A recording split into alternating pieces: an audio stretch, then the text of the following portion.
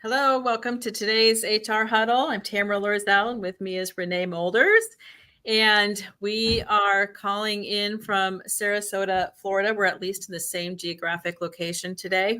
Still not quite in the same room, but we're glad to be here with you today. And we thought we would take some time to honor Black History Month and talk a little bit about where are we with diversity, equity, inclusion, and belonging programs.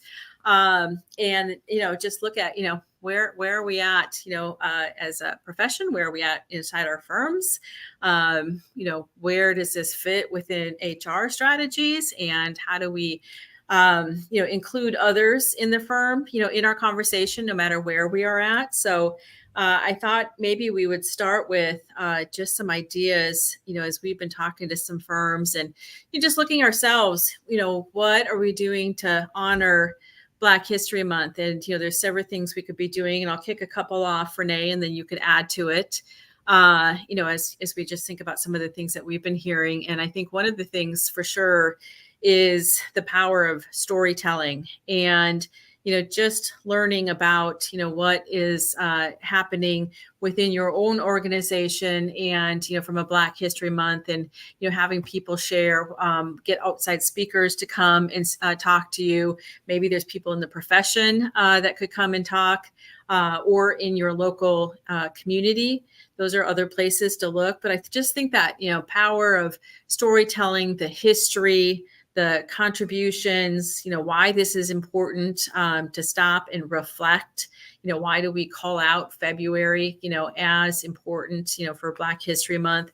And so I think that's just a very, very powerful place to always, bring up and or go back to is the power of the story. And so that might be something to think about, how you could incorporate that into your firm honoring Black History Month.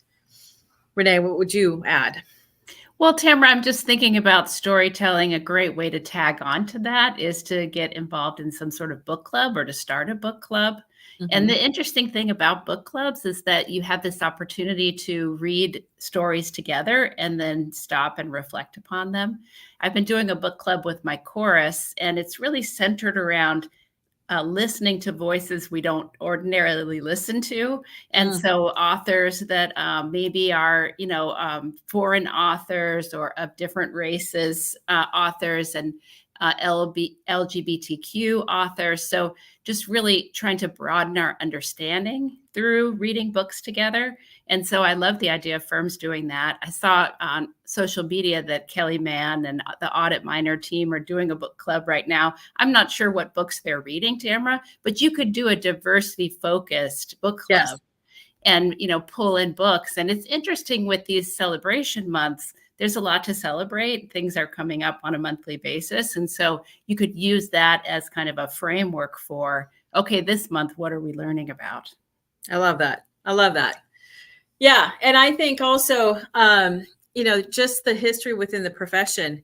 I don't know when if you have or when the last time is that you went and read about the history of, Black CPAs and their impact on the accounting profession. And we were creating some posts, social media posts, and just some things to just share, with our friends and social media and, different, conversations that we're having and, reading about, John Cromwell Jr. as the first, Black CPA in the United States, and Mary Thelma Washington, she was the first female CPA and first Black female CPA, and she was also the first Black female owner of an accounting firm. We're going to achieve high there. So I love that. But there's so many others like that, so many other stories, and there's, current stories, that, where we're still, seeing, Black Americans, hit the, breakthrough and, hit milestones and achievements, even in, the, 21st century here. And so, doing some research that and talking about that and, just knowing the story yourself, making it present, that it's important to pay attention to, I think is something else that you could do tied to this story idea. I also think community involvement, what else, where can we get involved? What is our community doing around this? And I know that's important to, a lot of our team members is, how do we reflect back on the community? We've talked about that as a value of team members, especially, millennials and Gen Z, are carrying that on. And where could we get involved in different maybe activities or education, or what else is happening around Black History Month in your local community that, you could at least publicize and share, if not participate. Maybe there's some group of people or as a firm you want to participate, but making people aware of it, saying that we are paying attention to that here, I think is also important. Yeah, I love that, Tamera. Well, and when you and I were preparing for this, we were talking about how there is some controversy around diversity, equity, and inclusion efforts. There's some things happening, some lawsuits happening in the last couple of years after the Supreme Court ruling related to race-based programs. And so, what does that mean for firms? We were asking ourselves, and you and I both agree, this is still an important conversation. And in the research that we did in preparing tells us it's still an important conversation. And part of it is because of that next gen coming into public accounting and their values and the importance of them seeing themselves reflected. And they are a very diverse generation. If you look at that group coming up, they are the most diverse generation, especially Gen Z. Millennials were before Gen Z came along. Right. And so, there's going to be more diversity in that next gen coming up. It's going to matter more to them. They're going to be looking to their firms to be paying attention to that. And so that's one reason among many reasons why this is an important conversation. The other one, Tamera, is super practical. And that's that, we need to expand our pipeline in accounting. We don't have enough folks. As we go out there and try to find people, our sources are not turning up as many people as they did in the past. And so we're going to have to be creative. And I love the phrase, leave no stone unturned. We really have to say to ourselves, where else could we look, or where else are we holding ourselves back? And so we're probably going to have to think about recruiting from different places and expanding the conversation and looking at non-accountants. We talk a lot about that at Convergence Coaching, and going to different schools and different communities and thinking about different backgrounds. And, as I think about that conversation, Tamera, and pipeline, we get into offshoring, outsourcing. Those are folks that are going to be different from us. They come from different cultures, likely, especially offshoring. And so diversity matters there, that we get comfortable with this expanded pipeline and this expanded set of people that we're inviting to be a part of our firm. So it seems paramount from that conversation. I mean, think about also remote workers and, figuring out how to work with next gen. By the way, those of us who are more mature in the profession, we're going to have to be flexible and think differently and open ourselves up to different ways of being. Because as you look down at this next generation, they're different from us. They're going to be. So I can't express enough how important the conversation is. We can't turn away from it. Yeah. We're going to have to figure out how to keep the conversation going, even in light of these pullbacks and this perceived idea in the media, at least, and probably among some of our more mature members of our firm, perhaps, who say, does this really matter? Do we need to be doing this? Do we need to be spending time and money on this? And we would say, for sure you do.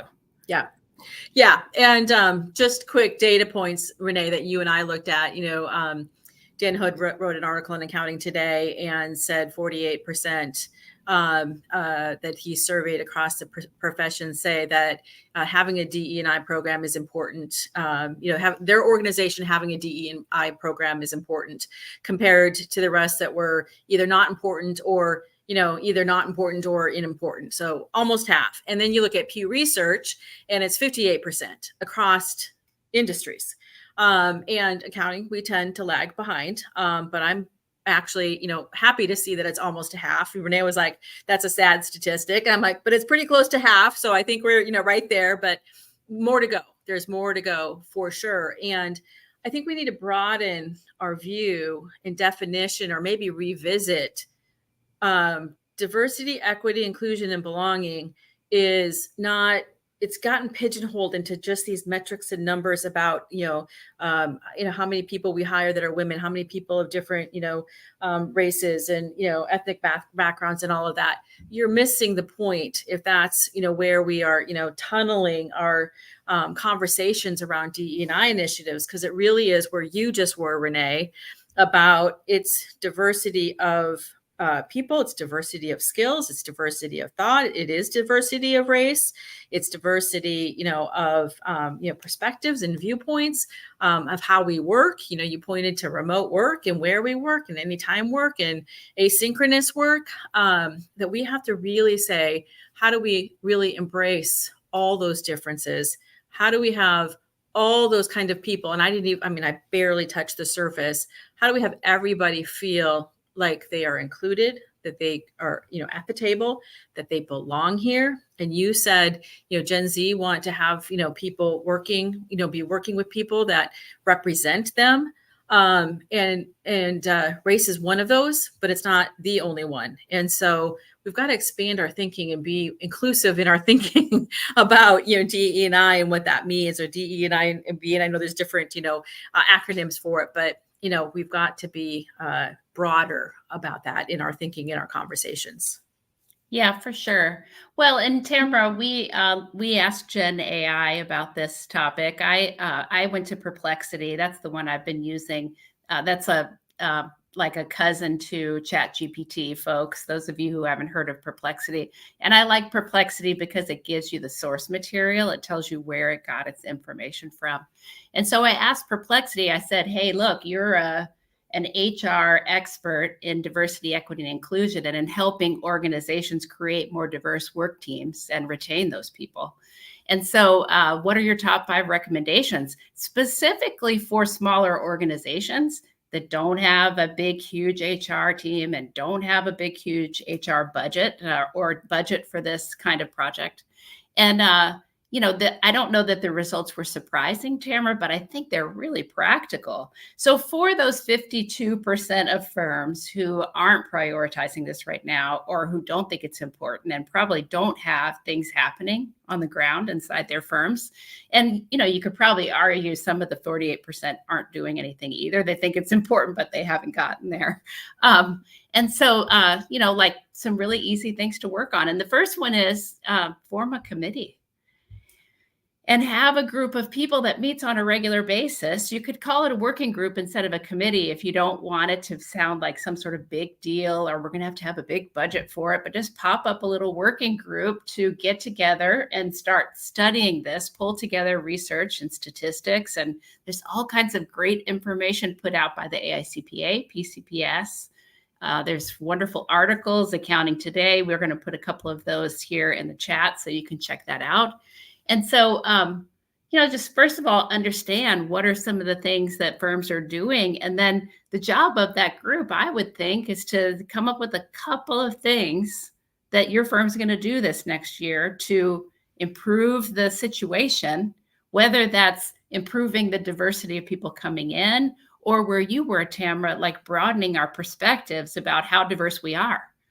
And what are all the ways that we're unique from each other, and highlighting some of that and talking about that and getting a conversation going. We always have that conversation in leadership training around personality. And that's a place where we are diverse from one another. You and I have some diversity of our personalities. And the more we talk about that and are open about that and look at that as like a way that we can actually leverage our differences for a stronger team together. Yeah. The more success we're going to have. So opening up some of that conversation, and that probably ties over to what I think it was one of the other recommendations was training. Yes. To train your team. And I bet that's going to be one of the initiatives that comes out of the committee or the working group is we need some training. We need to go learn a little bit more about what is some of the latest language, what are some of the issues that people run into. And one of the big ones is bias, Tamara, which you've done some research on. And just learning more about that, kind of unpacking what is bias and where does it get in our way, so that we have a new lens and understanding for seeing our own biases, recognizing them, being able to step over those. Yeah. It's amazing when you go through that, bias training and just you notice the unconscious bias and how we just automatically operate and react. And one of the places, that we often talk about starting and your perplexity, request. Put this up as one of the top 5 is looking at our recruitment practices and making sure we're implementing unbiased recruitment practices, which means we need to assess our current recruitment practice and see where there is bias in there in our job descriptions, in language that we might be using. There's studies out there about bias just in names on the resumes and removing those, reading the resume first, and then taking out, the names because we have an unconscious bias about it. We might even about colleges or, areas that people come from. It's amazing how much that runs us, and it's human nature. And so it's not to say, that there's something wrong about it. It's to recognize it and say, how can we be conscious of it instead of unconscious about it and start to, make, different choices or, at least look through different lens or different filters. And tied to that recruitment process, I appreciated the, response from Perplexity about leveraging technology for diversity initiatives. And you can use, your technology tools and applicant tracking systems to help you with this specific recruiting practices, but you also can use it, for analytics. You can use some of these, AI tools to help you with, how we write job descriptions or job ads or our posts in social media. But, tied right to that is how do we leverage technology to help us? We don't have all the answers. We are still learning. We assume and bet you are too, no matter where you were in that 48 or 52%. And so we should just leverage, those resources, that education, Renee, that you talked about, technology, et cetera. There's just so much to tap into to help us in this area. Yeah, I love that, Tamara. Well, and I was just thinking about the challenge with that, with recruiting, is that we have these success formulas. We'll say to ourselves, well, they've got to have a 4-year degree That's to be able to be right successful. Yeah, right. I mean, it's a bias because it's Yes. not necessarily true, or somebody's got to have a 3.5 or greater. Not necessarily true. It is a success formula that worked for us in the past, but we may have to really go back and look at some of that success formula of recruiting from certain colleges and, and like not going to community colleges, only going to 4-year colleges. So all kinds of things that committee, really practical things. It doesn't have to be pie in the sky that your committee or working group digs into, but really like practically studying some of that after learning and saying, wow, this is like right here, we're operating under a bias. And perhaps we should let go of some of that and try some other things and see if it brings in some different folks that, we haven't been attracting in the past. Yeah, for sure. Yeah. For sure. And that's part of the research that we could be doing is, maybe what colleges have we not been tapping into, or where is there more education we could do on public accounting and, to maybe more diverse groups than we traditionally do.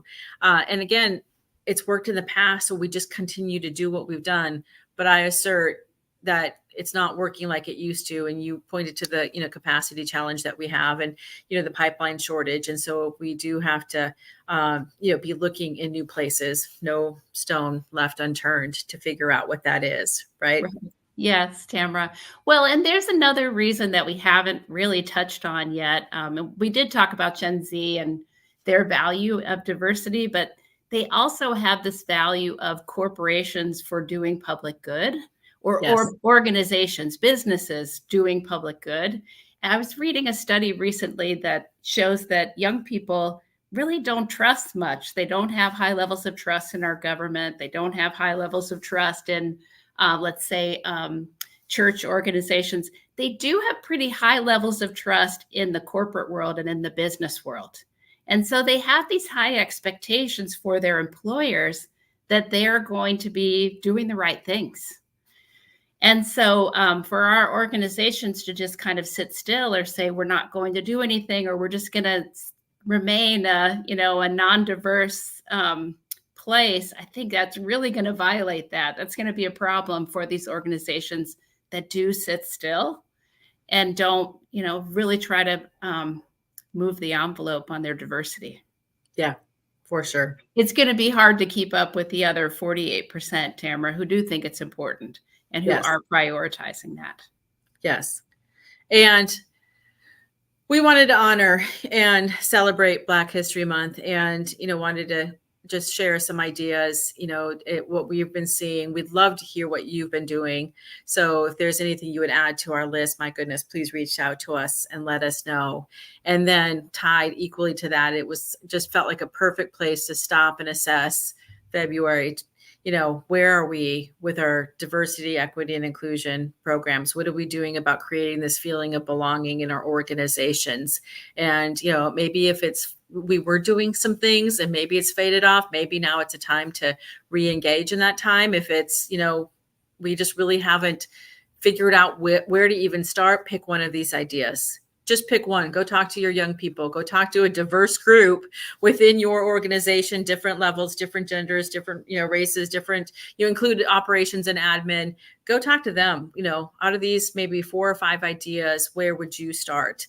And, see what you might begin to implement and just, embrace diversity on your team. It's a miracle to be able to tap into all of our different gifts and strengths. If we can come at it from that, it can just really elevate us and, rise us up together. So we hope that you got some ideas, but we would love to hear some from you as well.